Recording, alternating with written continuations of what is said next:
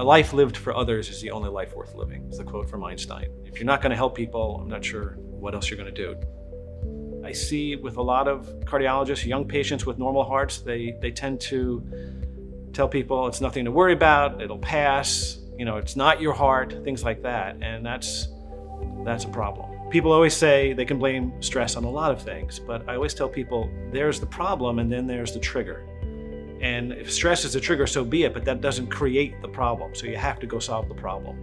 In terms of issues with passing out, the issue is with the autonomic nervous system. So it's a very complicated issue. The autonomic nervous system is the part of the nervous system that is not under our voluntary control. So there's a lot of balance mechanisms between sympathetics, parasympathetics, and we're not really aware of them.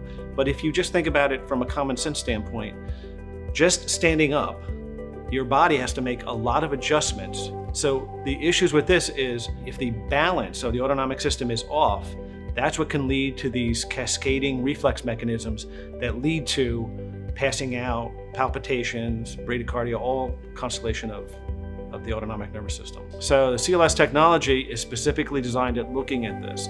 So what it does is it takes a unipolar impedance of the heart, and that will change depending upon the contractility state of the heart.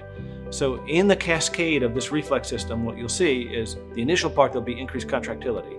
And then it sets off an increase in the parasympathetics, then the heart rate will drop and things will get worse, and that leads to syncope.